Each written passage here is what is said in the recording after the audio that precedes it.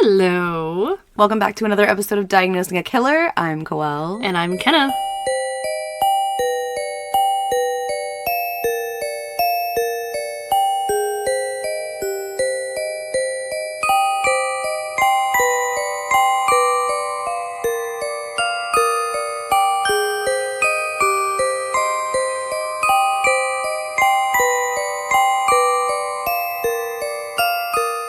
How does it sound? It sounds okay. Yeah, are you struggling? I'm not struggling. I'm okay. How do I sound? You sound great. Okay, good. Yeah. Okay. We've had some... well, I'm sure if you've been here from the beginning, you know that we always have software problems. Did I say software? Software. Damn, I can't hear myself now. You're right. We have software problems all the time, and dated for a class that I'm taking this semester, and somehow it fucked up our recording software. And every time we talked, it was like static, and then we listened back, and we sounded like robots. Sound like monsters. It's like, sound that bad. and so for the life of us, we couldn't figure it out. And so now we're using Koelle's laptop to record, but there's this lag, and so I can hear myself like an echo almost as I'm talking. Yeah. So if I fuck up, it's because of that. And you're not even wearing a headset because you were like, I can't do this. I can't. Yeah. It was like hearing myself talk to myself while I'm trying to talk. And it was messing up my words. That's exactly how it sounds, but I just am such a control freak. I cannot not listen to it as it's happening because I'm going to be like, oh my God, I sound weird. Yeah. So anyway, that's what's going on with us. Yeah. Do you want to give everyone our handles? Sure, you can check us out on any social media platform at Diagnosing a Killer other than X, which is formerly Twitter, Diagnosis.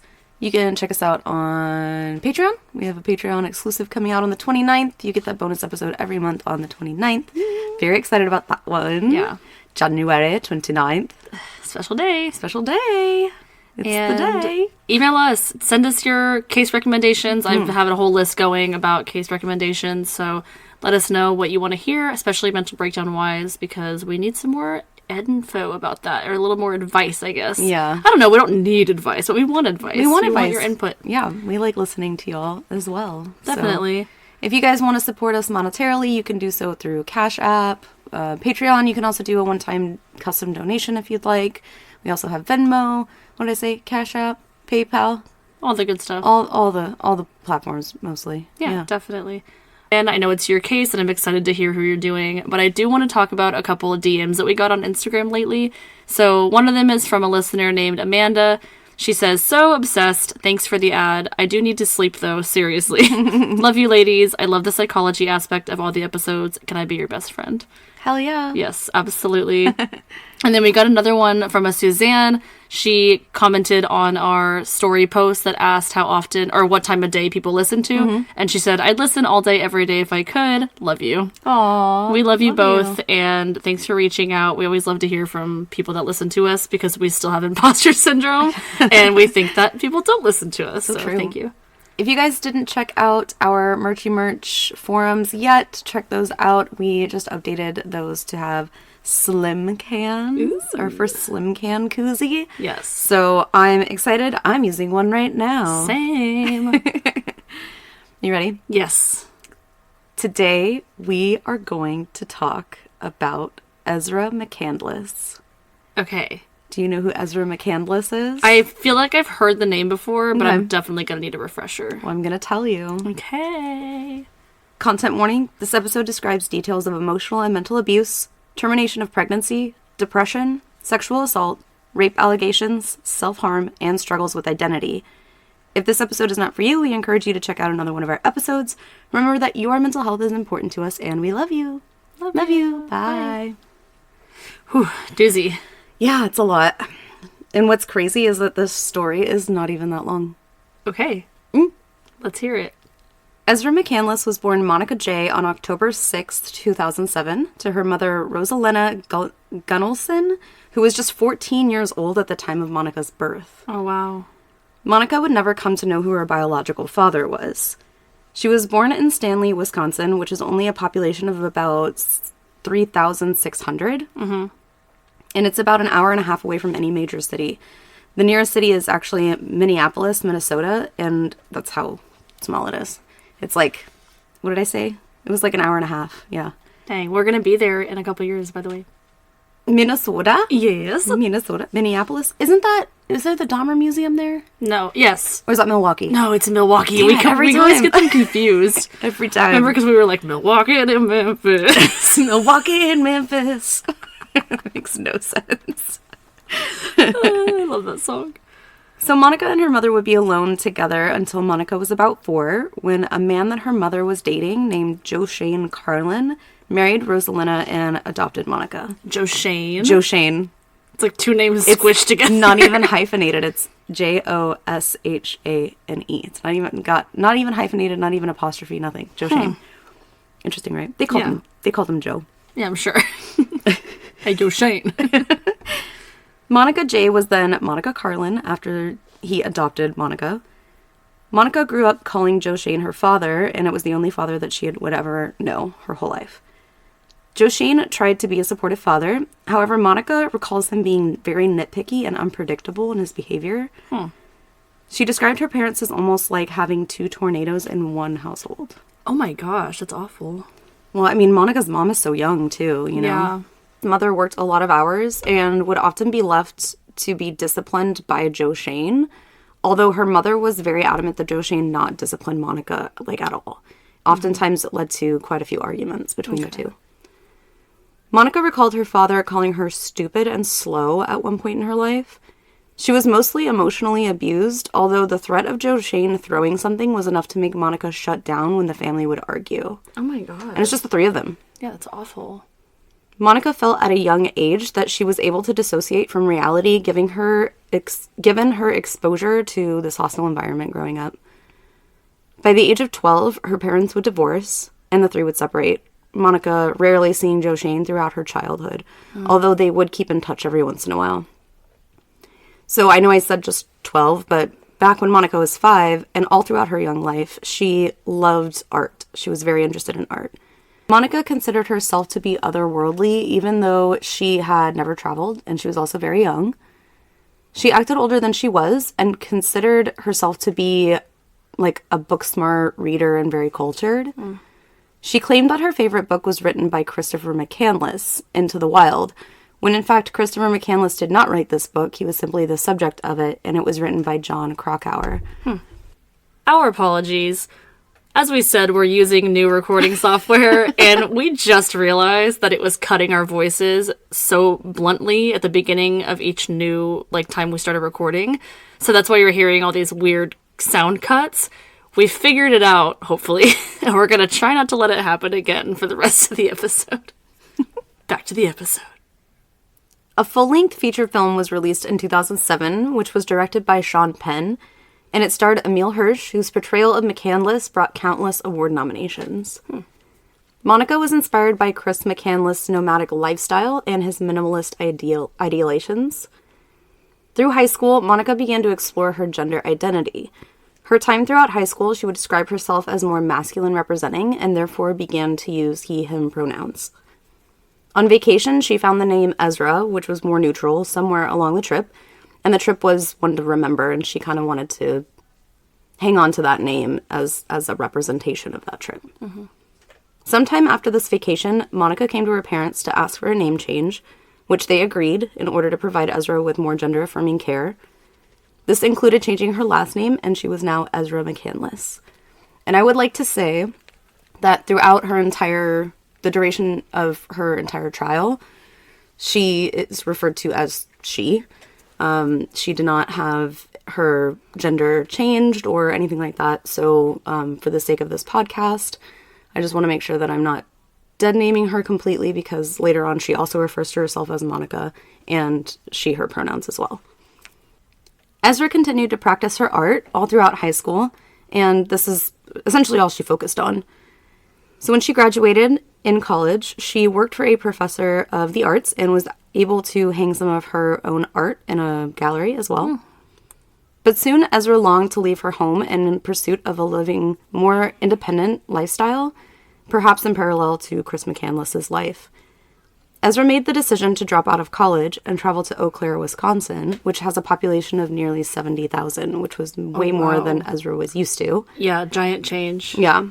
Although Eau Claire is still considered small by most citygoers, Ezra found that the college-age community was enough to support her in her need of being accepted and fulfilled socially, and she would regularly make trips to Eau Claire just to get away. She was this cool, kind of gender-fluid individual who dressed differently and was seemingly of high mind. Most people thought Ezra was older than just 19 years old, as she seemed to be an intellectual and a well-rounded person. Okay. After attending a music festival in early July, this would be 2017, Ezra was perched on a bench outside of a local coffee shop down Water Street in Eau Claire called Racy Delane's, affectionately called Racy's by their diverse group of regulars. We have a Water Street, but it's a restaurant in Corpus. Oh, yeah. It's really good. Their oysters are so good. This is just Water Street. The shop was closed at the time that Ezra arrived. However, she decided to sit outside in order to use the Wi-Fi. And she didn't have a cell phone at this point. She used an old iPod to keep swag. Yeah, I know, right? She's so different. So she used this iPod to communicate with friends or family. That was me, though. Like, I remember if my phone was, like, broken or something when I was in high school, I would have to use an iPod to, like, because you can text on them and as long as you have Wi-Fi. Yeah. Right. Yeah, I think she was even able to, like, maintain an Instagram. And she did have a phone, but for whatever reason, she didn't, like, have an account or something, or didn't pay. Maybe it was a pay-as-you-go or something. Like yeah, and, like, didn't pay for it. A man by the name of Jason Mangle passed by, letting out a big sigh. 34-year-old Jason Mangle was serving in the Army National Guard for the last 7 years. He worked a little out of town and would regularly ride his bike to work. On his way back into town that night, he passed by Racy's in hopes that he could make it in time for a cup of coffee before close. However, on his way into town, he unfortunately got a flat tire. Jason would just barely make it in time for Alex Woodworth, the night shift employee at Racy's, to see him pull up. And instead of tossing out the coffee for the night, Alex decided to hand Jason a cup of coffee for his troubles. Oh, that was sweet. Then he locked the door behind him. Ezra was still sitting on the bench, and she acknowledged Jason, asking why the long face, and the two began to talk. Time flew as the two got to know each other, and eventually they would exchange information that night. Excuse me. Tale as old as time. Tale as old as time. Jason believed that at the time Ezra was much older than 19. The two would share a 13-year age gap. Oh, yikes. And given that Ezra was only in town for one night due to the festival, Jason just felt that the situation lended the idea that Ezra was just older because she just drove in for this festival and she's hanging out on a bench by herself outside of a coffee shop. And super, unfortunately, like some of our listeners can't relate, but as a young girl growing up and a young woman growing up, independence is mistaken as maturity, like when you're in your late teens. That's so true. It's like, yeah, I can go to a restaurant and sit down by myself, and now all of a sudden I'm 30 when I was really like 20, you know? Yeah, so we absolutely thought that Ezra was older, and everybody else had noticed it too, because she talked about, you know, Chris McCandless, and, you know, she's got this interesting name, and and she's gender fluid, and Mm-hmm. So remember that Ezra is relatively new to the area, and the Racy's crowd was kind of a tight-knit group. So if anyone had known Ezra, this is another reason why Jason was like, oh, she must be older because she, like, drives through here. Essentially, if anyone knew Ezra, they probably would have said, this is Ezra, she's part of the group now, you know? Yeah. So, over the course of a week, however, the two would talk nonstop, and they quickly became boyfriend and girlfriend in just a week or so. Ezra would integrate herself into the Racy's crowd, and then Racy's was kind of connected to this place called the Nucleus, which served food. The Joint was down the street, and other establishments that were along Water Street were kind of the hub of this core group of regulars. So it's like 6th Street without all the nutsness. Yeah. I just found myself literally being like, oh, this Jason guy must be bad news. I was like, wait a second. I forgot, because I've been listening to so many different podcasts lately. I just forget that, like, ours gives it away in the title. At the top. For the purpose. Ooh, this guy. This Jason guy is probably the killer. He's such a jerk. Within a month of dating, Ezra began to tell Jason of her housing issues with her family, and she was still kind of, like, going back and forth between her mother's and her father's in Stanley. She wished to go back to school, but wasn't stable enough at the time to do so. She definitely didn't want to go back to school in Stanley. Mm-hmm. This struck at the heart of Jason, who spoke with his roommate, and the two came up with an agreement that Ezra would stay with them, provided that she begins to work and split rent 3 ways. makes sense. I mean, that's fair. His roommate's name is also Alex, but this is Alex Zink. It's a different Alex than the guy that works at Racy's. So Ezra packed up her 2003 Chevy Impala and headed to Eau Claire with all of her things. She's so independent. I know. Isn't she? She just packs up and leaves. It's Ezra. She's nomadic. Be older. She must be older. Jason would see that Ezra was an amazing artist, and it became very important to Jason that Ezra pursue her art and further her education in school with art. Oh. So Jason and his roommate Alex made further... Sorry, your computer just made a noise and it scared the shit out of me because I'm wearing headphones and you're not. Please continue. You're right. I haven't heard that noise before. It's just it was like... Ding. Yeah. That's funny. Go ahead. Jason and his roommate Alex made further adjustments when Ezra wasn't able to make rent with her part-time job at a fabric store. The two, especially Jason, still believed that eventually Ezra would pick herself up and be successful in art. Yeah.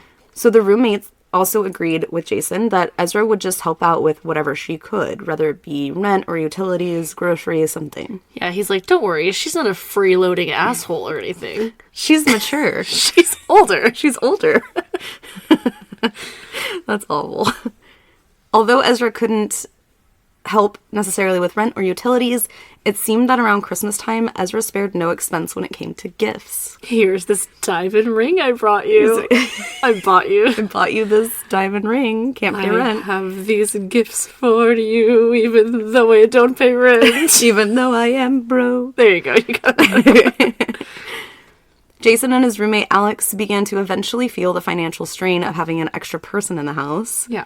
But through all of this, the relationship continued, and Jason would eventually meet Ezra's family. So this became serious. It's not just like, you can just stay with me. I think he had a really big heart when it came to Ezra. On August 8th, 2007, Ezra formally met Racy's night shift barista, Alex Woodworth, the man that had given Jason coffee that one night. This was down at a place called The Joint, which was down the street from Racy's. There is where she saw Alex Woodworth journaling, sitting alone. Alex Woodworth was born January 1st, 1994. He is a New Year's baby. The 24-year-old had recently graduated with a bachelor's in philosophy and biology and was excited to continue his education in philosophy by pursuing his master's at the University of Oregon. Oh, wow. Really smart dude. Yeah. Ezra recalls asking Alex how he could possibly concentrate in such a busy establishment as The Joint. It was a bar that was filled with young people, pinball machines, and a vintage jukebox. Alex shared his writings with Ezra, and she was immediately impressed. Alex at the time had been writing down his thoughts on cannibalism, not the act specifically, but he used this as a metaphor, like, philosophically. It's like to-do list. Cannibalism. Step 1, cannibalize someone. Cannibalize. Ezra found this topic exciting as it was a gritty, random type of subject. And it's kind of the stuff that hip young kids would be into. I mean, I'm kind of into, like, learning about the philosophy behind it. That'd be dope. You know, I'd be like, hell yeah, I'll read this. Yeah, he was mostly talking about the consumption of someone and what it means to, like, be consumed by someone. But metaphorically, not like... he's not Dahmer. It's immediately in my mind, I go, okay, Dahmer. Okay, Dahmer. Got some popsicles in my basement. Oh, no, that's Family Guy. Got some rat meat in my freezer. Got some popsicles in my basement. Got some popsicles in my basement. Herbert the pervert. Okay. So the two talked for about an hour, Ezra and Alex, discussing various topics. But at some point, Jason arrived at The Joint in an effort to locate Ezra. He was looking at Ezra, looking for Ezra at Racy's or, just around the area. He noticed that his partner and Alex were talking, and the two looked a little too comfortable, which made Jason feel uncomfortable. Yeah. In fact, oftentimes he felt suspicious of Ezra and Alex's relationship. Jason approached Ezra and Alex. I mean, eventually he would feel that way. Yeah.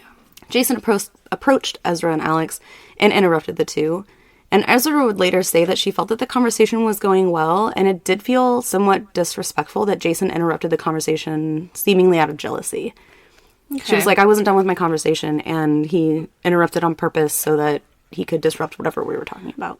I've been on both sides of that, I think, where I'm like, I'm having like a really good conversation about a very innocent topic, but I'm just really excited about it. Like, I want to learn more and I want to share more, you know? And then someone's come up to me and been like, hey, what the fuck? But I've also been the person that's like, hey, what the fuck? You know what I mean? Like, it looks like you're having too much fun. You're having a little too much fun. Yeah. We mature, we grow. But Ezra's so mature. She's so grown up. Right. So Ezra would brush this off with Jason and would continue spending the evening talking to Alex. The two would exchange information, and at the time, the two would remain friends. Late September 2017, Ezra would come to realize that she was pregnant. Oh, no. She bought a pregnancy test that confirmed her suspicions. And on October 6th, Ezra's 20th birthday, she and Jason would travel to Minneapolis and have an abortion. Oh, man. But it wasn't his kid, though, so... It was. Oh. Sorry, that was ugly. I was like, plot twist, it's Alex's, you know what I mean? Like... After terminating the pregnancy, Ezra would say, quote, I felt very empty after. It hurt emotionally and physically, and it made me feel alone and very empty, end quote. Oh, God, I can't even imagine. Ezra did not allow Jason to be in the room while she had her procedure. Although Jason paid for the procedure, he insisted that he did not coerce Ezra into having an abortion and that he believed that a woman should have the right to make her own decision. So he was going to just be in a supportive role wherever he could. Yeah. Ezra said that the reason that she felt that she needed to terminate the pregnancy was that Jason had expressed on multiple occasions that he did not wish or care for children. Oh, wow. Either way, after the termination, Ezra and Jason became very distant. Jason began sleeping on the couch, and they very rarely shared any physical intimacy. Jason said this was due to the depression that he and Ezra were both experiencing over the termination of their pregnancy, albeit separately. Yeah. Ezra claimed that Jason started to become controlling, and he would snap at her about things around the house. He became very micromanagery with her, gaslighting her, and would overall be just unapproachable. Ugh. She likened it to living with her father, Joe Shane. Wow.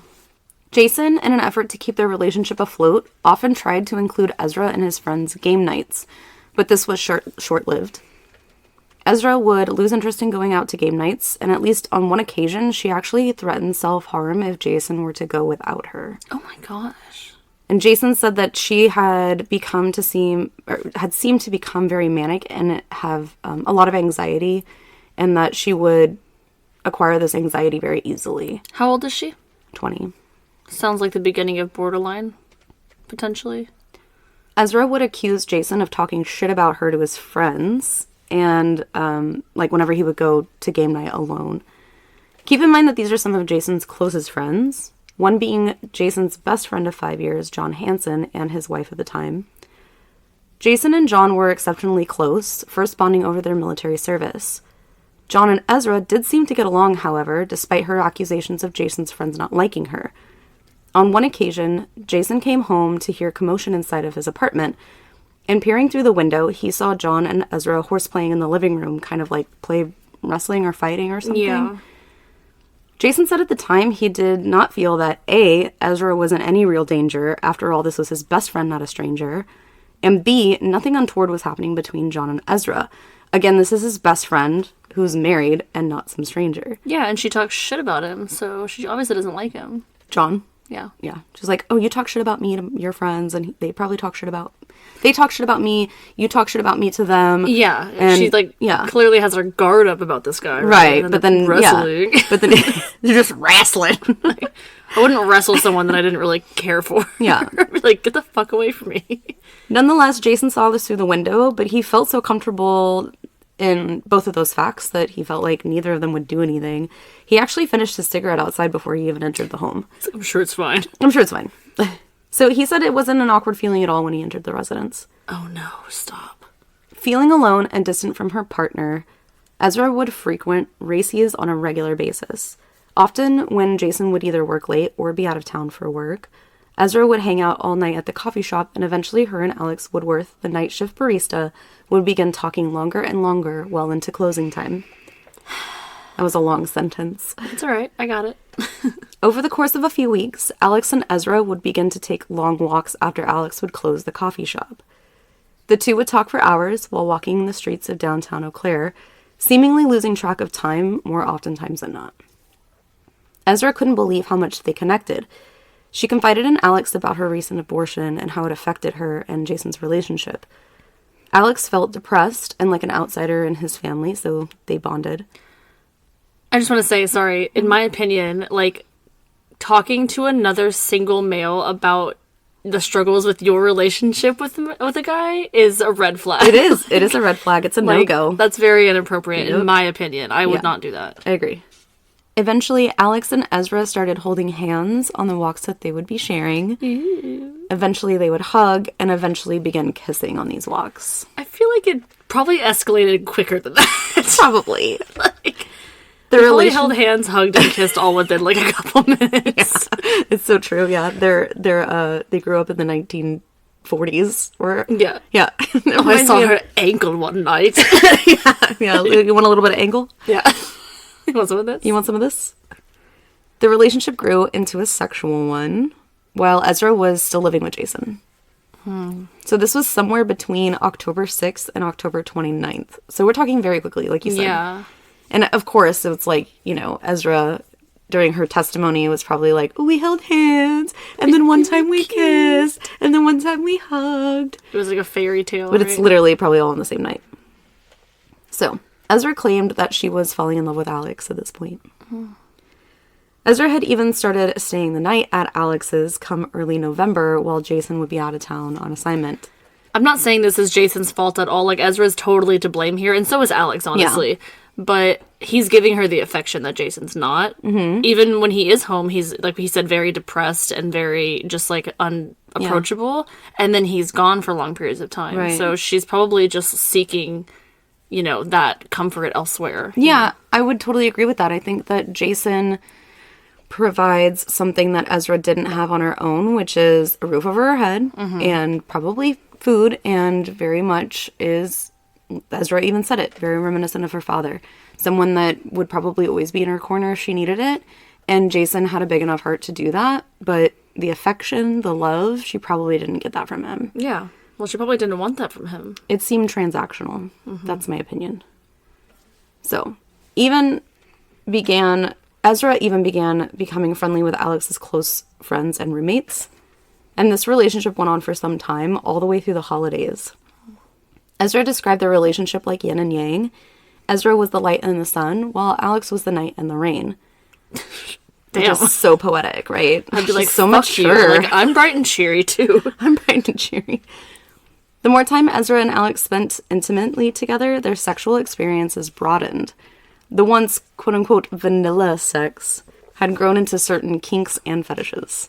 It was so vanilla that we only held hands. It was so vanilla. Like, we only held hands when we kissed, and it was, like, missionary. And showed him some egg. All of a sudden, we're both wearing pleather gimp suits. Escalates quickly. It escalates very quickly. So the two seemed to enjoy their direction, the direction that the sexual relationship was going. All along, Jason's in the dark, or he's just... traveling a lot for work. Yeah. And... he works out of town, so not all the time is he in town, but she spends most of her time at Racy's. Okay. And so people are noticing that, oh, isn't she with Jason? Is she not with Jason? Yeah. And of course, I'm sure she felt very comfortable explaining away anything that anybody had a problem with. I'm sure. Because they see her probably 80% more than they see Jason. Yeah. Sure, that's a good point. If they see her a lot, they're probably going to be more likely to believe her when she says, oh, Jason knows, he's cool with it, or, oh, we broke up, or, oh, we're Jason doesn't want to deal with me. Yeah, exactly. And they were roommates. By early January, Ezra had become increasingly anxious about the months-long affair. She expressed her concerns to Alex, who could not understand why Ezra just wouldn't leave Jason. After all, Ezra was telling everyone that Jason was manipulative and abusive since the abortion, and that they were essentially just roommates, like we just discussed. We just deciphered. We just made official. By mid to late January, the pressure seemed to be too much for Alex, and he would cut his own wrists. Oh, no. Immediately, he contacted Ezra to help him, and Ezra relayed to Jason that Alex was in need of help. And Jason, being military, insisted that he would go along to help Alex as well. Has no clue in the world. No, he doesn't. Well, other than he didn't really appreciate the fact, quote unquote, appreciate the fact that Ezra and Alex were spending a lot of time together, but he didn't really have any confirmation that anything had happened. Although I do think that, I mean, I feel like I know Jason pretty well by now. I think that even if he did know, he's still the kind of guy that would have lent out a hand to help. Oh, for sure. Yeah, exactly. He would probably put everything aside to go help someone. If it's someone. to save a life, you know, all the bullshit aside, like, I'm gonna save a life. For sure. The two went to Alex's, it's his apartment, but I think he lived in a house, where Jason was able to successfully dress Alex's wounds. And although Alex discussed that he was having some issues with family and depression, he did not use this time to tell Jason about his and Ezra's relationship. Yeah. Between February 4th and February 15th of 2018, Jason went on assignment for approximately a week or so. Ezra, instead of staying at the apartment that she and Jason shared, she opted to head home to her mother's house in Stanley. However, Jason would not be made aware that Ezra not only moved out, but even broke the relationship off until after he left. Oh my God. So she called him like a few days after he left and was like, oh, I'm breaking up with you. By the way, I moved out. By the way, I'm gone. I'm gone. Well, I mean, not for nothing, but like probably easier than dealing with him there because he's probably the kind of guy that would try to fix it and want to have the long conversation and want to, you know, change or say that he'll change, you know, and I'm sure she didn't want that. Like an adult, though. Exactly. And she's like, oh, wait, let me just sneak off while you're gone. Exactly. It was very immature on her part, for sure. So at this time, Ezra would also crash with her father, Joe Shane, during this time, which I already said time. But ultimately decided to find another apartment in Eau Claire area, possibly with her very close friend, Alex Woodworth. Her and Jason kept in contact while Jason was gone, even though the two were not together. But shortly after even this, Ezra broke up with Alex too. Or broke up with, quote unquote. Okay. She, stopped hanging out with Alex. After Jason's return, Ezra expressed that she wanted to come visit him in Eau Claire, but she didn't have any money. And given that Jason's friends had at this time expressed their honest opinions about Ezra, staying at Jason's apartment was not an option. Yeah, they're like, fuck that. Like, no. Oh, she's coming into town? She's not going to stay with you, is she? Ugh. Yeah. You learned that lesson the first time, the hard way. Jason decided to rent a hotel room for the two to stay in for one weekend. During their stay at this hotel, however, Ezra left her iPod out after falling asleep. No. Jason then found text messages exchanged between Ezra and another man, but maybe not the one you'd expect. Not Alex. Dun, dun, dun. This man was none other than Jason's best friend and married John Hanson. The one that they were wrestling. Who saw that one coming? Not me. Yes, John Hanson was married and had a child. So, the texts between the two were on February 11th, just a few days after Jason left for assignment. And they read, so at this point, I will be Ezra and you will be John. Okay. It's going to be gross and creepy. I haven't read, I saw that you emailed me the transcript, but I haven't read through it yet. So I'm not even going to I'm not going to go. Just go. It's stressful looking for places, so that might be a nice to relive. So again, she's deleted previous text messages, and these are the ones that she forgot to delete. Okay. So this is a continuation of a conversation they were already having. It's stressful looking for places, so that might be nice to relive. Working out again really does make you want to fuck everything that moves. Might also be a predator. A body in motion wants to stay in motion. Are you going to pound this anytime soon? Sorry, I'm being rude. Not this week. I have my son. It's alright to be blunt. Just gotta be alright with it coming back your way. Ugh, it's so crunchy. Okay. Keep in mind, Jason is reading this about his partner and best friend. Yeah. Ugh. Just let me know when I can get my next in and out, winky face. In and out. Also, hanging out and doing art again would be nice because you're more than just a good dick. Oh, that should be nice. He's such a good kid. She immediately went back to the fact that he's spending time with his son. After just saying the word in and out. In and out, and you're more than a good dick. In reference to sex. She seems so much older, though, doesn't she? She seems so mature. Totally use a little bit of whoopee. She might as well have said. She might have. And also, isn't like calling someone sex with them in and out like an insult? Yeah, a just let little me know when I in can and get my out. next in and out. Wink. Okay, But she's sorry. not like other girls, though. That's the thing. She's not Okay. like other girls. She talks nasty. Here's John. Why, thank you. He's a good kid. I'm looking forward to spending some dad time with him. Oh, that melts my heart. I'd love to paint with him sometime. The following day. Feeling like a snake today. What's wriggling through your mind? Ew. I've been with my son all day. My mind is pretty preoccupied. That's understandable. Dad time. 2 days later, Valentine's Day, and before Jason comes home. See something, say nothing, and drink to forget. Happy Valentine's.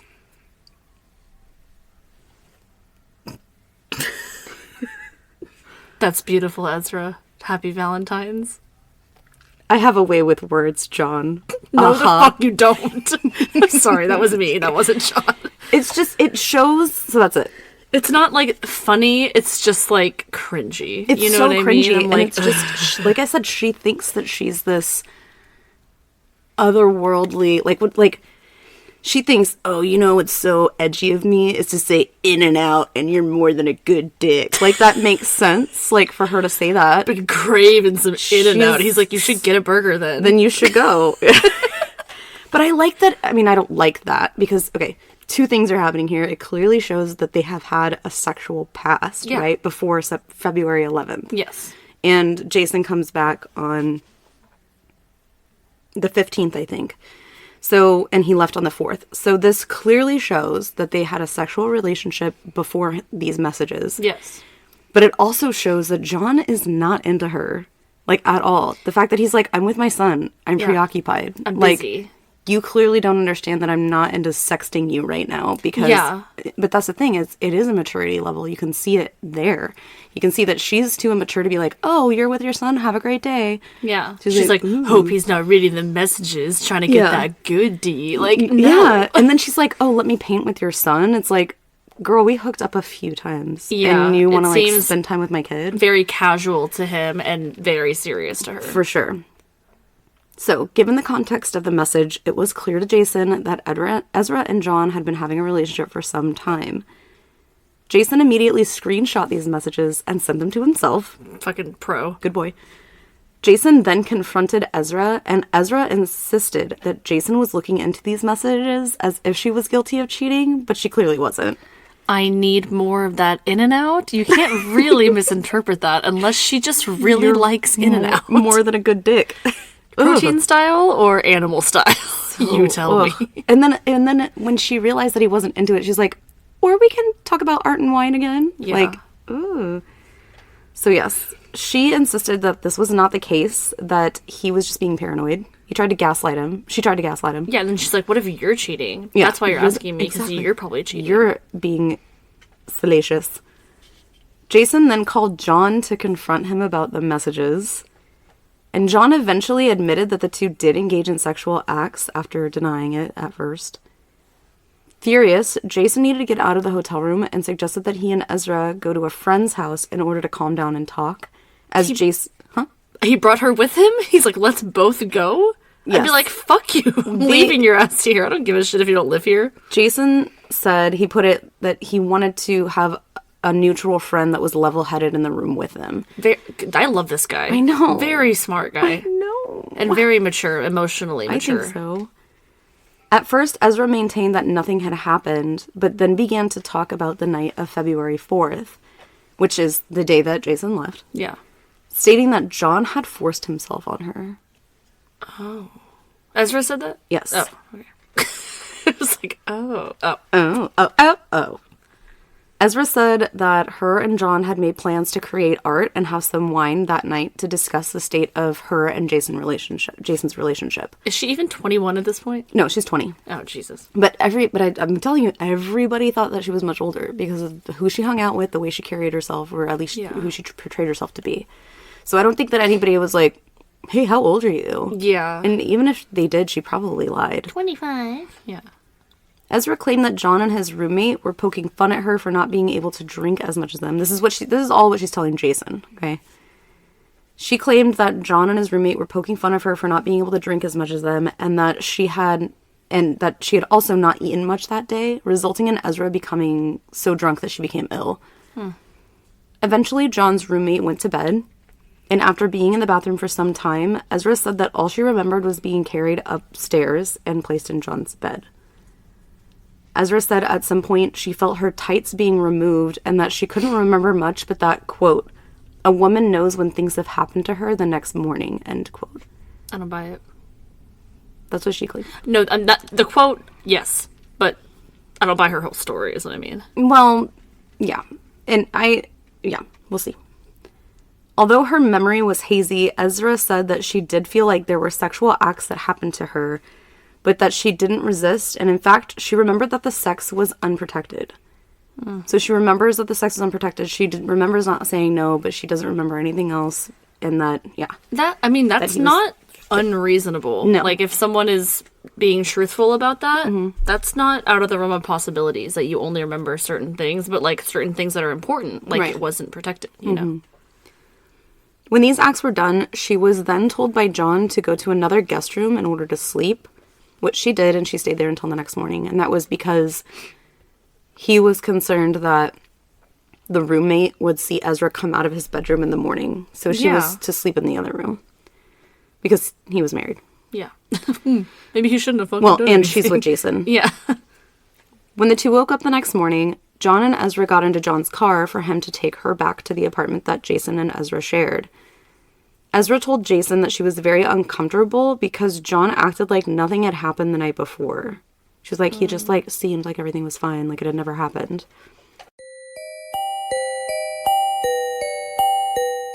Looking for a new perfume or cologne to match your style? Scentbird has got you covered. With over 600 scents to fall in love with, Scentbird is a fragrance subscription box that will give you plenty of choices. Just choose what you would like from their best sellers, activate your subscription, and receive your first 120 spray bottle. Click the link in the show notes now to receive an exclusive offer with Scentbird.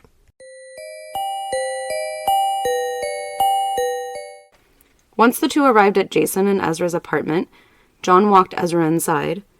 And there, in Jason's bed, which Ezra shared with him, she claimed that John pressured her into sexual acts once again. What?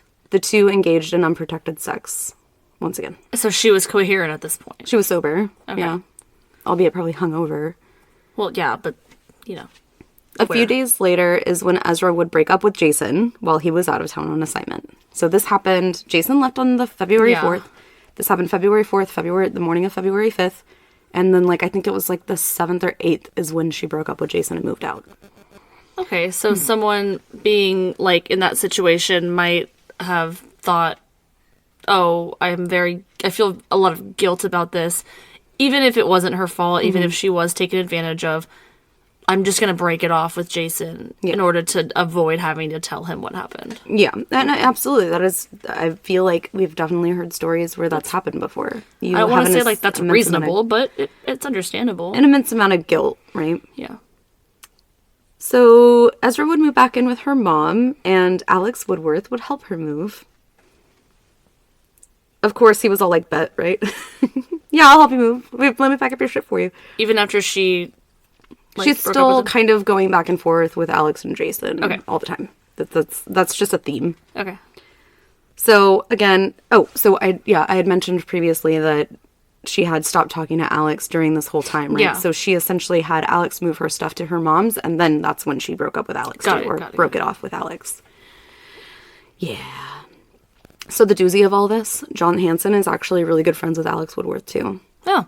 So all three of them are friends. They're all just dipping from the same pot. I was trying to think of... Yeah, they got the... That's gross. Yeah, all the same fountain pen. So yeah, gross. So yes, they all knew each other pretty well. So this was the timeline of events that had happened then, but we're going to get back to the conversation that Ezra and Jason are having inside their level-headed friend's home. Okay, after they left the hotel. Yes. So now the conversation has shifted. Jason is saying now out loud that he is going to kill John Hanson for assaulting Ezra. Jeez. He's like, right? He's like, let's go find a friend that's level-headed. Oh, we'll kill that motherfucker. He's like, I need this guy to talk me down from murder. From murdering this guy. Yes, everything begins to escalate, so their level-headed friend decides to call police because the situation's becoming... Right? That's what I'm saying. Like, these are a good group of guys-ish. Yeah. Well, so far, there's at least one asshole that we've been told of. Oh, God. Keep going. Right. So again, the friend called police, and the police arrive.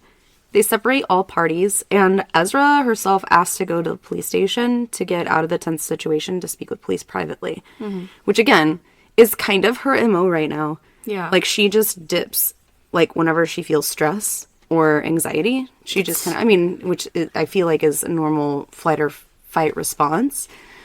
But it's been like, you know, can't live with Joe Shane, can't live with Rosalina, gonna go to Eau Claire as often as possible, escape that situation by moving in with Jason. Now I'm gonna escape that situation by moving in with my mom. I'm gonna escape the situation by going with police. It's definitely a coping mechanism. Right. Did you say her parents had separated when she was younger, right? And right, she had to live with her dad for a little while? No, she lived with her mom mostly. They both live in Stanley, though, not very far from each other, so she kept in contact with Joe Shane. It's the only father. She calls him dad. Yeah. It's the only father that she's ever known, but in her later years, after bouncing around from Jason's in Eau Claire to her mom's, she was staying with Joe Shane every once in a while. Yeah, I'm just thinking it might be like almost like a pattern of behavior in her family. Like, her mom left when it got hard with Joe Shane, right? Yeah. And so now she's like, oh, well, that's what you do when things get hard, as a, you know, female identifying person or whatever. You know, you just leave. It's just easier. We'll just start fresh over here, and we'll just move here, and we'll just do that, you know. I definitely think it started when she was younger, though, because she never knew her bio father. Yeah. So I think that she is used to men using her or leaving. And so I think that a lot of it is garnering attention from men and the appreciation that she can get. Yeah. You know, and I think... I'll talk about it towards the end, too. I have another theory. Yeah. So, yes, at the police station, Ezra, through tears, described the incident she experienced with John. She never used the word rape or assault, but did state that John had been physically aggressive with her in the past, including the night that Jason saw the two horseplaying through the window. That's not unusual either. Sorry, I keep interrupting. No, you're fine. It's very... I would say rare for a woman that's been sexually assaulted to immediately use the word rape. Mm-hmm. You know, I have heard multiple instances when, you know, someone can't accept that that's what happened to them until many years later. Because it's such a harsh word. Right. And you don't want to believe that you fell victim to that, right?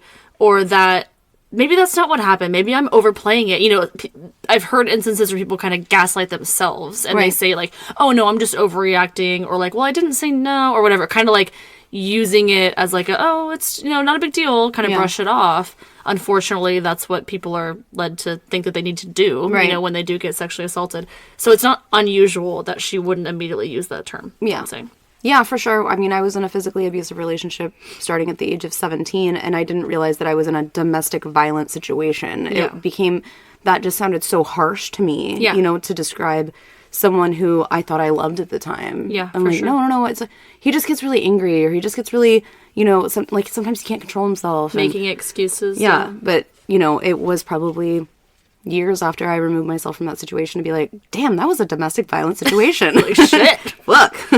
That's heavy. No, it's definitely hard for sure. And I mean, credit to all the people that have been through anything like that and are able to be strong and say that and say, fuck that, I'm not letting that happen again. Right. Right. So Ezra maintained that although she did not exactly want to be in a sexual encounter with John, she also didn't use the word no or consider the encounter to be an assault.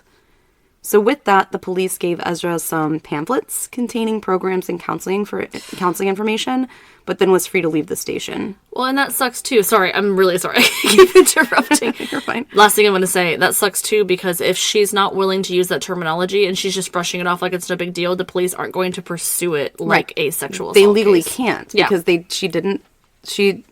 she essentially reported no crime. Exactly. And I mean, that's not her fault. It's not. You know, at the end of the day. But however, they just can't use it for anything. And that's the thing is, like, I just feel like in this case specifically, I think that the police were correct in being like, here's when or if you feel the need to reach out to somebody, here's the information. Absolutely.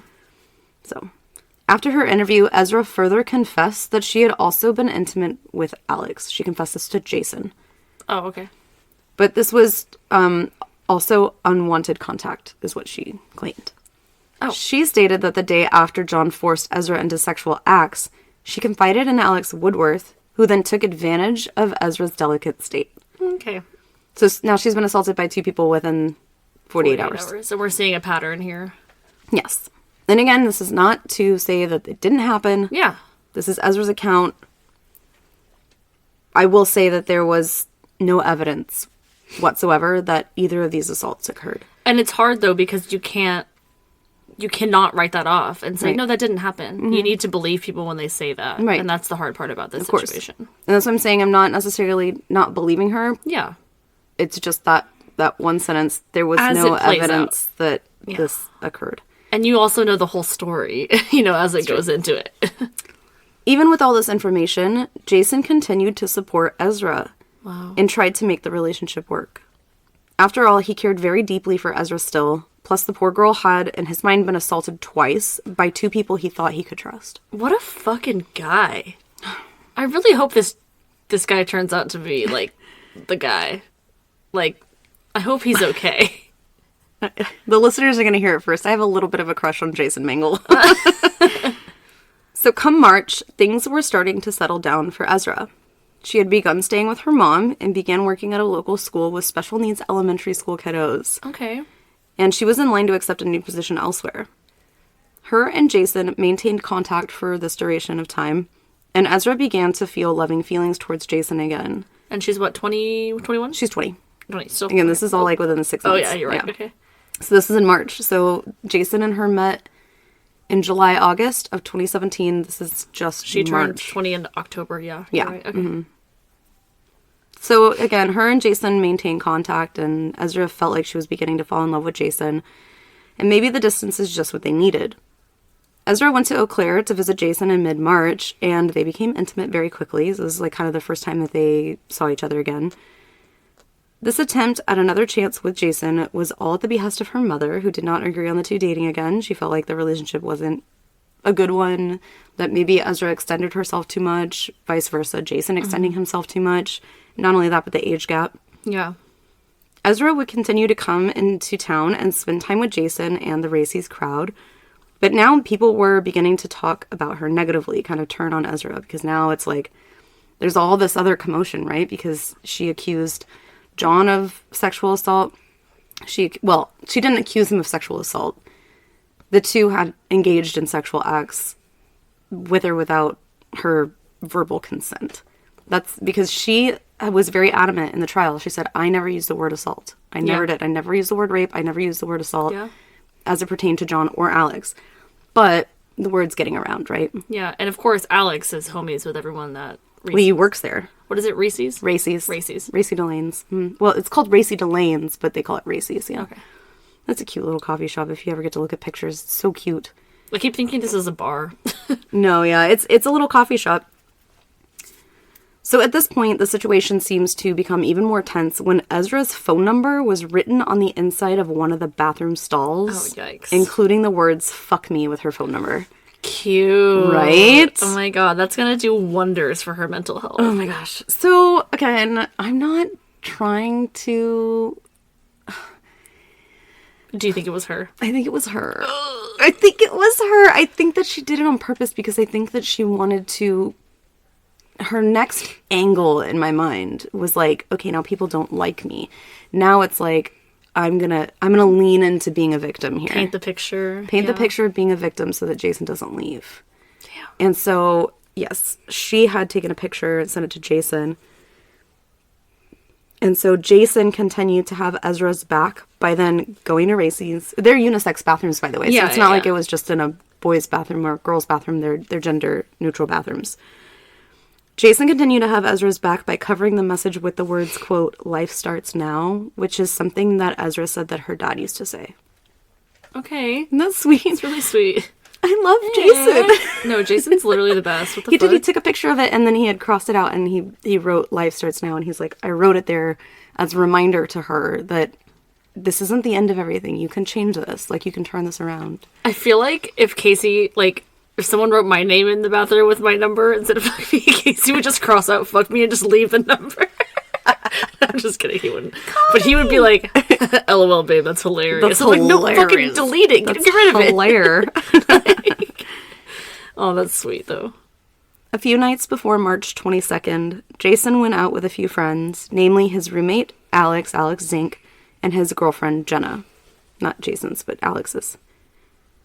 Jason proceeded to get drunk, and the conversation soon swayed into Jason's friends' dislike of Ezra. But most notably, Jenna confirmed that Alex Woodworth and Ezra's relationship was deeper than what Ezra expressed to Jason. Yeah, she's like, yeah, well, he sexually assaulted me, or he took advantage of me, or whatever she said. That's all she said. But he doesn't know that they were, like, dating. Together for a while. Jason was uninterested in hearing what Jenna had to say that night, so he headed home and to bed. The next morning, Jason woke to a letter that Jenna had written to Jason in regards to her feelings of Ezra and her overall concern for Jason. Jason, hungover but level-headed, considered what Jenna had said the night before and in the letter, and that the relationship between Alex and Ezra had clearly been over some months and not just one incident, as Ezra had explained. Honestly, good for Jenna, though. Yeah, she was like, well, this is what I heard. What a nice girl. And like, yeah. And then she was like, okay, well, Jason's just drunk. I'll just tell him in the morning. And so she wrote him a letter. On the back of this letter, Jason then compiled a timeline of events. And much like a scene from A Beautiful Mind, the dots began to connect for Jason, and he could see a pattern. This poor guy, he's like, I've done nothing but try to help her and be nice to her and believe her and forgive her and try to make it work. Done nothing but sleep with my friends. Yeah. Ugh. So Jason called and confronted Ezra about the discrepancies in her story. Again, Ezra's kind of back and forth with Jo Shane and her mom. Mm-hmm. Ezra had no answers for this. And Ezra would request to actually hang on to the letter. She's like, oh, can I have that letter? I want to read that letter. Can I have it? And Jason agreed. What? If I was Jenna, I'd be like, hey, no, this is for you. I mean, it's Jason's, but I think it was more like, what the fuck is this kind of a thing, like, let me see this letter then, whatever. So Jason would then begin to pull back, and Ezra would be able to feel this, of course. So, maybe not as many phone calls or talking as much. Ezra would soon tell Jason that she felt that she could no longer hang on to certain things that Alex had given her over their time together, and she swore to Jason that she would fix everything, and she would tell Alex off once and for all and exchange their stuff and finally be done with it, right? So including their friendship, she just wouldn't even be friends with Alex either. She promised to dedicate herself to Jason 100%. A few days passed, and by March 22nd, Jason began his morning with a phone call to Ezra. The two chatted about what their days held, and Ezra said that she would be staying with her dad, and that her dad wasn't letting her use her car. I think it was like no insurance or no registration or something, and he was like, you're not going to drive the car, Jason hung up with Ezra and headed down to Water Street to do some laundry, and periodically in between loads, he was going up to Racy's to grab coffee and chill. On one trip back to Racy's, Jason was sitting outside on the benches smoking a cigarette when he saw Ezra walking towards the shop. Usually, Ezra would let him know if she was going to be in town so that they could hang out together, so he found this to be kind of odd that she would just come to town. Show up, yeah. Especially because she had told him, I can't go to town because I don't have my car. Yeah, that's true. Ezra seemed upset, said very little as she passed by Jason and another regular and went inside Racy's. Soon, Jason realized that Ezra was missing from Racy's, like he had been inside, and then she either probably left and he didn't notice, or she maybe left through the nucleus and didn't notice, or whatever it was. Through the nucleus. The nucleus. That's the little food shop, and they're connected too. Oh, that's what it's called. It's called the nucleus. That was like a term. No, Racy Delane's and then the nucleus. Yeah. He grew concerned, as mentioned earlier. Ezra looked upset when she showed up. And he also knew that at some point, like, because earlier in the week she had said that she was going to meet up with Alex, and so he got concerned. Yeah. He worried for her safety and, the escalation of the conversation. Sure enough, Jason hopped on his bike and saw Ezra's car outside of Alex's place, and it was idling. Jason also noticed that the note that Jenna had given Jason was sitting on her passenger seat. I fucking knew it. I knew it. Jason waited for a few minutes outside of Alex's home, but soon became uncomfortable with the amount of time Ezra was inside. Because you left your car idling. Yeah. So if your car is idling, that just kind of suggests you're going to run inside and come out. And he also got there, I mean, we're talking maybe 10 minutes after maybe her 10, 15 minutes? And that's a long time to already be inside. Exactly. So Jason decided to approach the door. He opened the door, it was unlocked, and Jason's phone actually started to ring, like somebody was calling him. And he explained it in the trial that it was a very noticeable ringtone, like something that would be recognized by Ezra. He then heard Ezra say, quote, "Let him help you," or let him help you, or let me help you. And Jason, it was in a very loud tone. So Jason ran up to Alex's bedroom, and he thought that maybe Alex was trying to harm himself again. So he walks into Alex's bedroom. The door was cracked, and Alex and Ezra are sitting on his bed. However, both parties seem to be fine, although they look like they were deep in discussion. Jason then recommended that the two talk in a more public setting. He was like, I don't know why you guys would choose to talk in private about something that's very sensitive. And that, you know, if you guys are going to talk about this, I'd rather you do it in public. It would make me feel better, especially given Alex's seemingly already one suicide attempt. Exactly. So Jason decided to walk outside. He said, I'm going to be outside for the time being. I would like y'all to both come downstairs when you have a moment, you know, and he just continues to be a good guy. continues to be a good guy. And level-headed and emotionally, mature. Yes. Not immature, mature. Yes. So Jason walks outside, by his bike, by Ezra's car. He starts smoking a cigarette, and he was like, you know what? Just to be sure, I'm going to call the police. So he calls the police, and by the time that police arrive for the welfare check, the two started coming outside of the home anyways. So there didn't really seem to be that much of an escalation anymore. The police kind of just left the scene. They said, you know, as long as you guys go somewhere else, you can talk privately, but in public, you know, let's just, you know, Jason, you move on, and then y'all go do whatever you're going to do, right? So the conversation seemed to be resolved, or at least calm for the time being. And Alex and Ezra they told Jason, we're going to go to a local park, and that's where we're going to talk. So that's what they did. Alex, I think Alex drove Ezra's car, or vice versa, I can't remember. Jason went back to Racy's after that. And at 4:15, a 90-year-old dairy farmer by the name of Don Sipple was sitting inside his home, about to have dinner for the evening. All of a sudden, he noticed a shadow run past his den window, and then he started receiving a frantic ringing of his doorbell. Mr. Sipple opened his door and was met by a bruised and bloodied young girl. Her clothes were torn, and she was barefoot.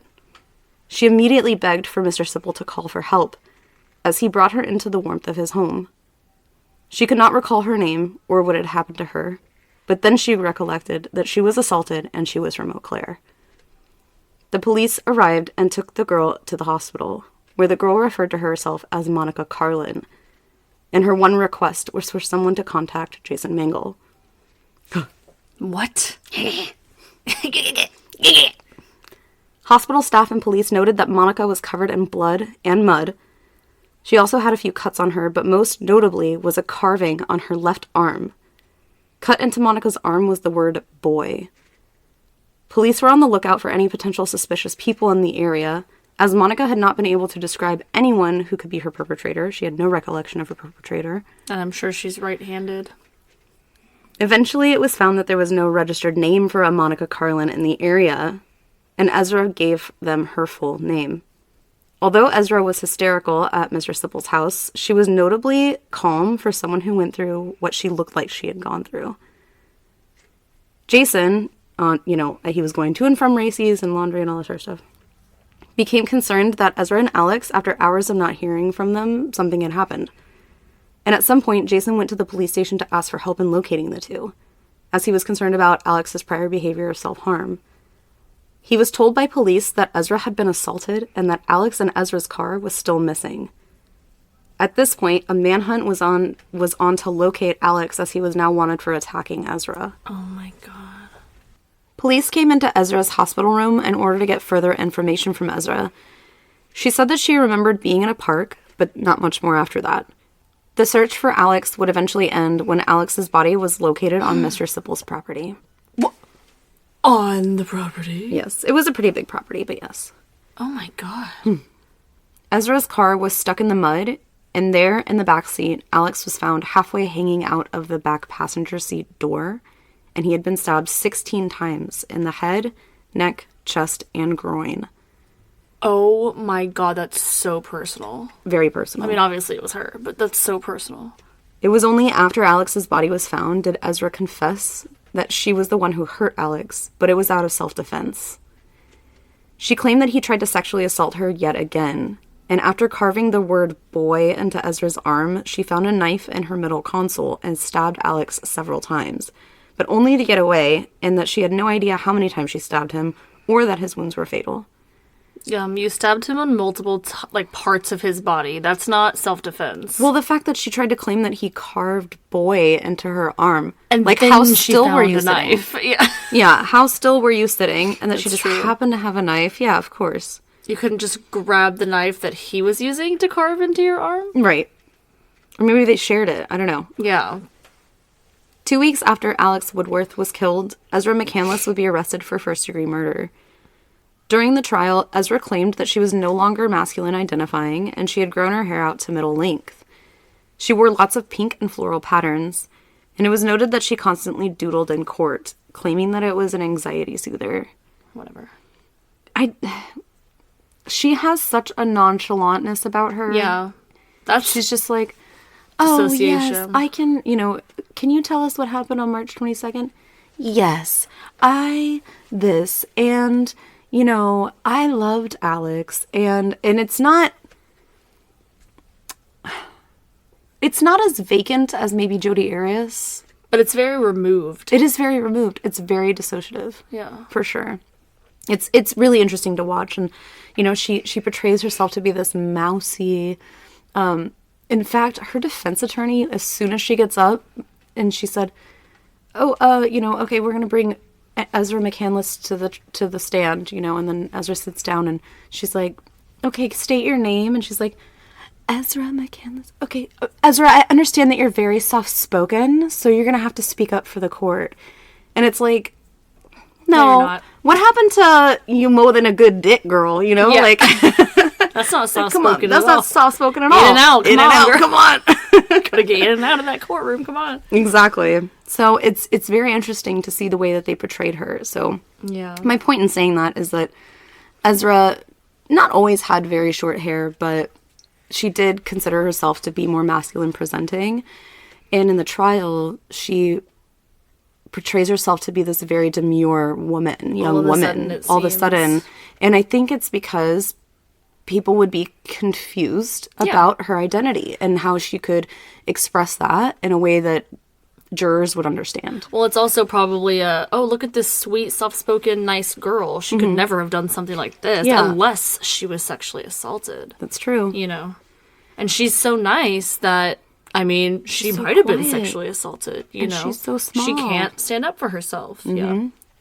The defense claimed that Alex was a mentally sick individual who had been becoming increasingly unhinged and homicidal after his suicide attempt, or seeming suicide attempt. Alex was physically and sexually abusive towards Ezra, often holding her down and blindfolding her during their sexual encounters. Okay. So again, she's, saying, oh, it was vanilla, but then it got really kinky, and these are all the things that he liked. Like, he liked to hold me down, he liked to blindfold me. Yeah, just talk shit about the guy that you murdered. He often called her boy during sexual encounters and had a sexual desire to control Ezra and wanted her to act as a young boy in his own sick fantasies. This is a fucking story. So she's essentially saying, oh yeah, I kind of identified as masculine, but he's the one that really wanted me to be a boy. Furthermore, her size alone made her a victim, as she was only 5'2" and 110 pounds at the time of the crime. And therefore, she could not have felt in control when these sexual acts occurred, let alone in this car. This is all her defense. This is her defense. The prosecution maintained that it was a thought-out, premeditated plan to kill Alex, bringing the knife with her, and not telling Jason of her plans to be in town as an alibi. Yeah, for sure. Furthermore, experts testified that Ezra's wounds and torn clothing were all self-inflicted. Yep. Ezra She's would right-handed. Yeah, right. Ezra would eventually admit to cutting herself because she was so distraught after stabbing Alex that she needed to cut herself to feel relief. You're carving letters into your arm? Boy. No, that was absolutely premeditated. Yeah. Like, if she you wanted were to blame Alex. Sorry, so distraught that you wanted to harm yourself, you wouldn't carve a word into your body. Right. And it wouldn't be a word like boy. It might be something different if it was a word. And it was very superficial. And I'm not saying that people that don't self-harm in that manner don't create superficial ones. I'm just saying that the letters were so precise that you would have to stay still for it. You couldn't, it's not something that would happen during a struggle. Yeah. And the wounds were not deep, is what I'm saying. If you were trying to get at someone with a knife to carve something into their arms, you probably cut them kind of deep. Yeah. So, the jury did not buy that she wasn't trying to frame Alex for his own murder. Yeah. On November 19th, 2019, Ezra McCandless was found guilty of first-degree murder and sentenced to life with the possibility of parole after 50 years. Ezra almost immediately cut her hair off after her conviction. She is currently housed in the Techida Correctional Institution. Jesus. I think it's Fond du Lac, Wisconsin. Sounds so French up there. Probably mispronounced all of that. Sorry, y'all. Techida Correctional Institution in Fond du Lac, Wisconsin. There you go. Let us know. Email us. Yeah. And let me know if you like that accent or that voice. Whatever that is. We love that old man voice. That's what reminds me when Don Sipple, the 90-year-old man that was on that, oh my gosh, a dairy farmer. He lived his whole life on that farm. Good for him. When he was a little baby. That was his parents' place. And then his daughter had a house next to him, and they shared a driveway. And he was, yes, oh my gosh. And the way he's like, oh, I'm Don Sipple, like the way he talked, like a little dairy farmer. And then at one point, I think it's the, is it the defense attorney? I think it's the defense, oh no, it's the prosecuting attorney. He asks something to Don Sipple, and Don just, he smiles and he nods his head. And he's like, did you hear me, sir? And he's like, oh, no, I'm sorry. What'd you say? Just in his own just world. Agreeing. It was so cute. That's cute. He's adorable. Oh, to be a 90-year-old dairy farmer. But then, oh my gosh, to go through that at 90. This girl who's, and there's, if anybody wants to hear it, I did not include the 911 call, because there's a lot of I would have to edit it down. Yeah. There's just a lot of extra, he's like, oh, is so-and-so working today? To the dispatcher. Oh my and gosh, the dispatcher was like, that. oh no, they're not working today. He's like, oh, okay. That's a bummer. So anyway, this sweet. girl's bleeding my front But you can tell, he's trying to find the normalcy in something at the moment because she was very distraught. She couldn't articulate what her name was. Yeah. Ernie says she's covered in mud and blood. Her clothes are completely torn.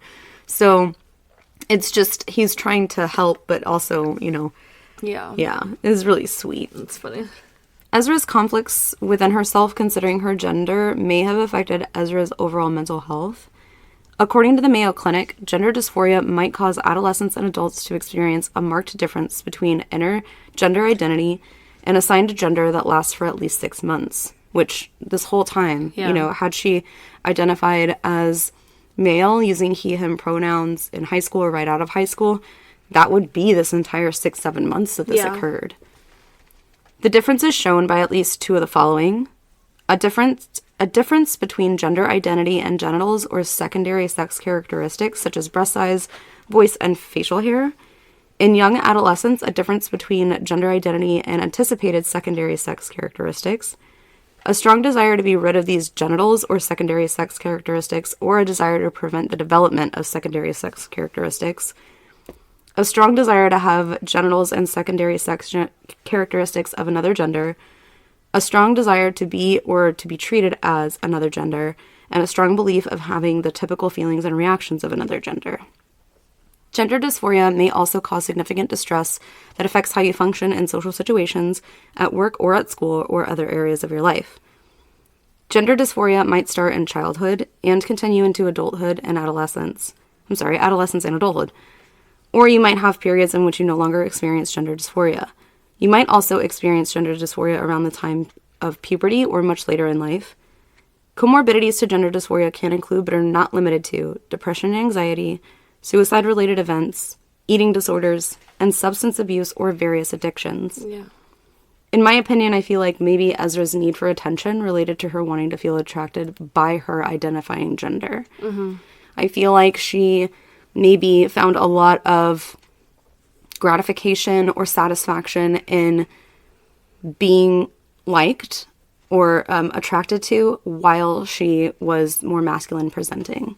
I think because of a lot of the men in her life being that domineering figure, she might have felt like, oh, well, I can identify as male and maybe I'll get that same gratification that they seem to have. Right.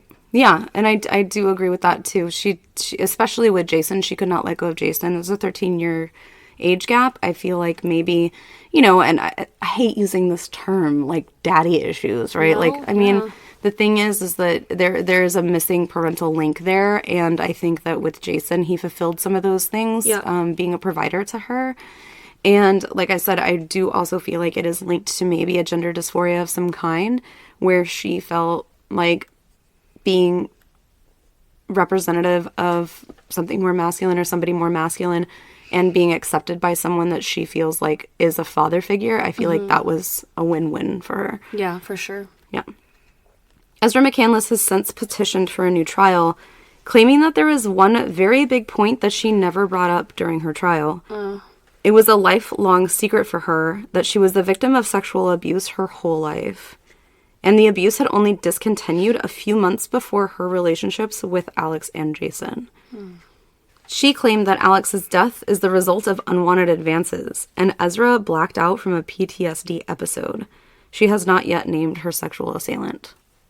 I think it's just so hard in a situation like this because, once again, like, you always want to believe somebody when they claim that they've been a victim of sexual assault. Right. You don't want to say, no, you weren't a victim of that. I mean, that never happened, because then you're just, like, adding fuel to the fire. Mm-hmm. However, it's hard in this situation because there's been seemingly all these instances where it's been suggested that she's been sexually assaulted and the perpetrator or evidence just doesn't line up with that being the case. Right. As far as her being sexually assaulted as a child and being raised, who knows? She's the only one that knows that. If she was, the perpetrator is the only other person that knows that, you know? But until she names somebody and there's someone that potentially comes forward, which who's going to admit that they did that, honestly? Yeah. Then we really just don't know. Yeah. I think you're right in that. I think that she can say that, but there would absolutely have to be some evidence that this is something that is a pattern for her, that she was sexually abused as a young person. And again, this is not my opinion. This is something that would only hold up in court. Yeah. Is that there's evidence that had occurred and that there was continued evidence that she was assaulted by, and John might not even pertain to the story, right? If there's no evidence there. But as far as the trial, that Alex had intentions of harming Ezra and taking advantage of her sexually. Yeah. And there were things throughout the trial, Alex Woodruff's own words when, because he was a philosopher, he wrote a lot. And there were a lot of writings that they chose to dissect, seemingly trying to implicate Alex as being a perverse person. Yeah. Me personally, I had no biases when I began watching it because that was my understanding of the case before I even started researching it, that she had been abused or sexually assaulted by someone throughout this case. And I didn't really know the history of her and Alex, but reading back, I'm like, I really don't see that in those writings. I really don't. It's very objective, subjective, and he didn't strike me as that kind of person. He had a lot of future goals for himself, and again, not to say that people that don't have future goals for themselves can't be perpetrators of these crimes, but it definitely seemed like Alex fell in love with Ezra. Ezra did not love Alex. I think that she got something out of that relationship that she didn't get from Jason.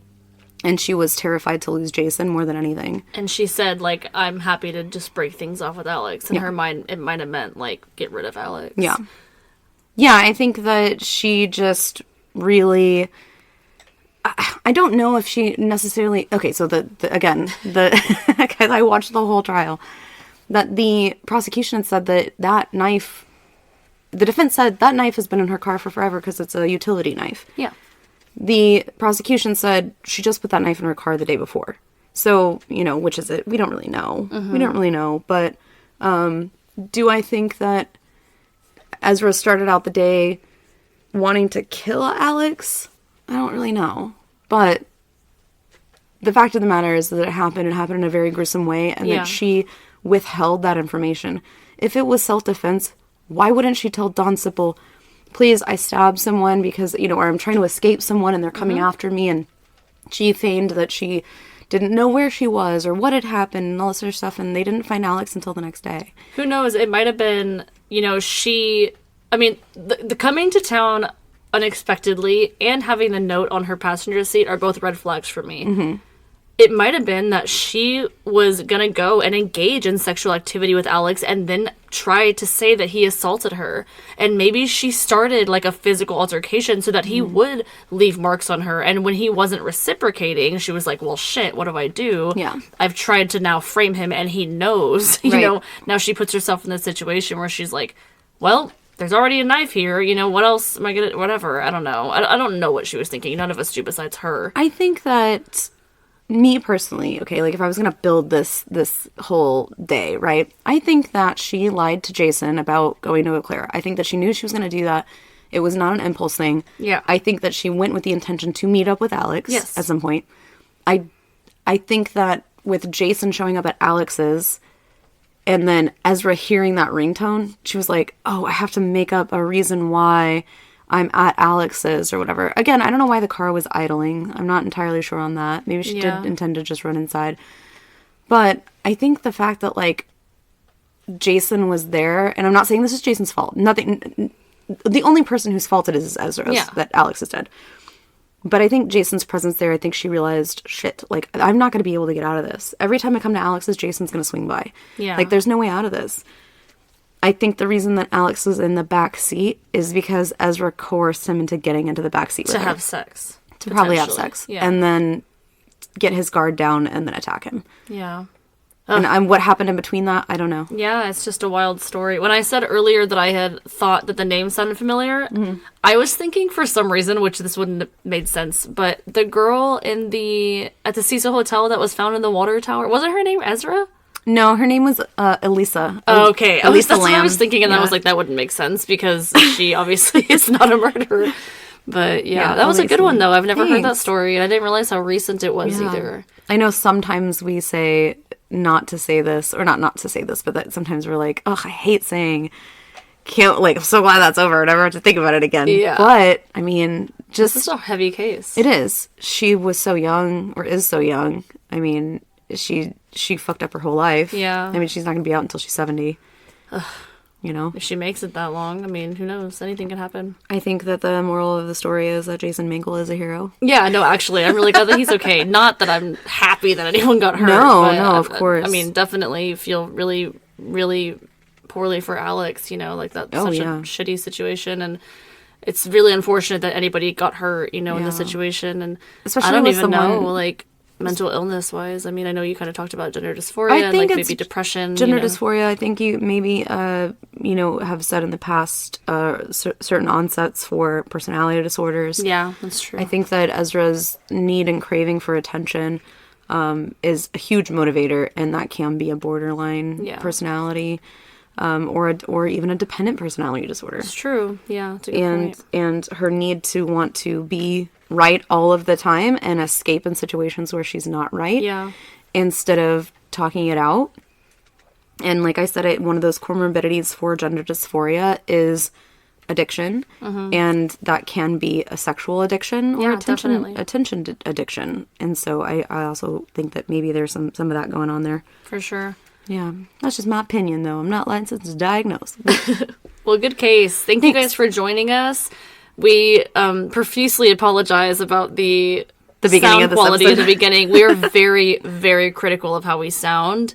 At that point, we had already gotten 10 minutes in, and we were like, we have just got to keep going. Like, we need to get this done, and we hope you guys don't mind hearing that poor editing. I feel so gross about it. It's going to feel really gross when it posts. I know, but you guys know that we want to bring you the content on time and the best content, and we want to make sure that we're being true to the dates that we set, so that's why we were like, you know what? I don't think they'll mind. We'll just go. It's only the first 10 minutes. So. Yeah, y'all love us. We love you. Yes. Sometimes little snafus happen.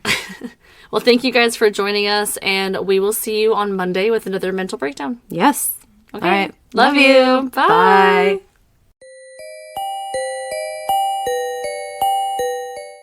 Whether it's your favorite browser or by app, listening to audiobooks with Audiobooks Now makes it easier and more affordable to enjoy your favorite books. Audiobooks Now subscribers receive their club price plan and includes other amazing deals. Click the link in the show notes for an exclusive offer today. Get audiobooks you love for less with Audiobooks Now.